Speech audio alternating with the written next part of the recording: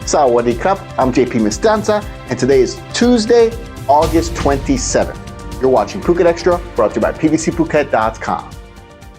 The fatal landslide that claimed 13 lives last Friday in the Kata Karon area has prompted an investigation into the famed Big Buddha complex in the Nakert Hills, as the Royal Forest Department looks into whether the foundation operating the site has illegally expanded the complex's area. Officers from the RFD, along with officials from the Ministry of Natural Resources and Environment, arrived at the Big Buddha complex today to investigate and inspect the site, along with officials from the Phuket branch of the Internal Security Operations Command and Karon Police. The investigation comes after allegations that runoff from the clearing of trees at the top of the hill contributed to or even caused the landslide that killed 13 people in Kata last Friday. The director of the Phuket office of the Ministry of Natural Resources explained that back in 2002, the Royal Forest Department granted the foundation that operates the Big Buddha complex permission to occupy 15 rai amid forest at the top of the hill. However, the other buildings and common areas at the complex now allegedly cover some 40 rai. Officers are now investigating whether the foundation had permission to expand its operations to that extent. Meanwhile, the chief of the Phuket Disaster Prevention Office, Sopon Tongsai, told the Phuket News on Monday that construction at the bottom of the hill was a significant factor, but not the sole cause of the deadly landslide on Friday. He told the Phuket News, quote, "Construction activities are considered a significant factor contributing to the devastating impact of the landslide. Imagine the vibrations caused by a moving car. Now amplify that by the weight of heavy machinery, digging, and building. These actions destabilize the soil, making landslides more likely and more destructive." However, Mr. Sapon argued that the cause of the landslide was not solely construction, but a combination of factors, not least of which was the 200 milliliters of rainfall that fell on the area in a period of about 6 hours. A large amount of rainfall in a short period caused the soil to absorb excess moisture, leading to its collapse. When intense rain falls in a short time, it can trigger landslides. The investigation also comes after local residents delivered a formal request calling for the probe. Longtime residents of Kata have long been concerned over the construction of the site in the Nakert Hills, as a representative from the affected community also presented documents that had been previously submitted to local authorities requesting an investigation into the site 4 years ago, along with photographs from a landslide that occurred 11 years ago, which prompted their concerns way back when into the risks faced by villagers living at its base. For more, visit thephuketnews.com. 3 armed drug dealers, including the leader of a local drug network, are all now in custody following an operation in which Kamala police surrounded the hut where they stashed their drugs and weapons in the hills above Kamala near the waterfall on Sunday afternoon.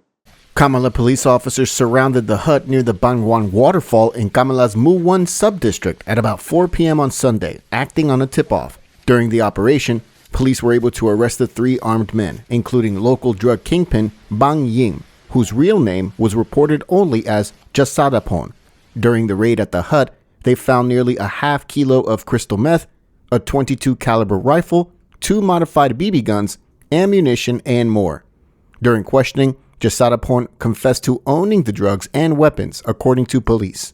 He told police that he bought 400 grams of ice from a Thai national for 100,000 baht, meant for distribution in the area, and the weapons were bought from a local farmer.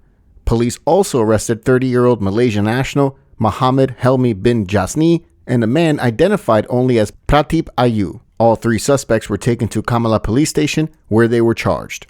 For more, visit thephuketnews.com.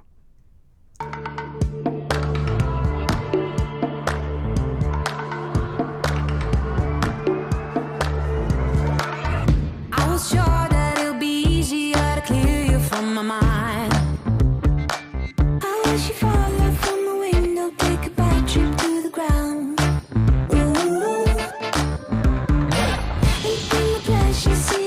Just before you break a bone. 8 people are set to be arraigned on Thursday over the infamous hit-and-run case that saw a Bangkok police officer dead in 2012. Those scheduled to face justice include a former national police chief an ex-deputy attorney general as well, but not the main suspect in the case, who is also the heir to the Red Bull empire in Thailand. The arraignment of former National Police Chief Police General Somyot Punpumwang and former Deputy Attorney General Nate Naksuk, along with 6 other suspects, is expected to take place this Thursday in Bangkok. The other 6 are also government officials, police officers, 1 lawyer, and an engineering specialist, all of whom are being accused of conspiring to help Vodayut boss Yuvidya escape justice following the fatal early morning hit-and-run crash that killed Bangkok police officer Wijian Klamprasert in September 2012.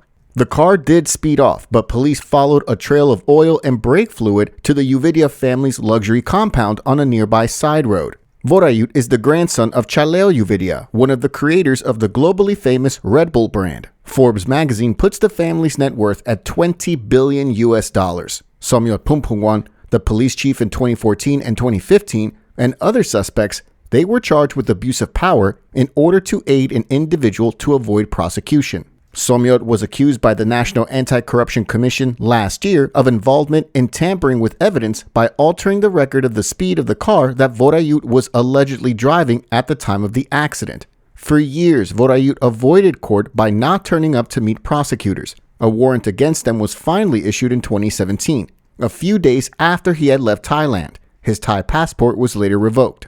Meanwhile, almost all charges against him have expired due to the statute of limitations. The last remaining charge, reckless driving causing death, will expire in 2027. Despite the legal threats hanging over him, including a red notice issued by Interpol, Vodayut has managed to lead a busy globe-trotting lifestyle, flying in private Red Bull jets to attend Formula 1 races, snowboarding in Japan, and cruising in Venice, among other activities. His current whereabouts remain unknown. For more, visit thephuketnews.com.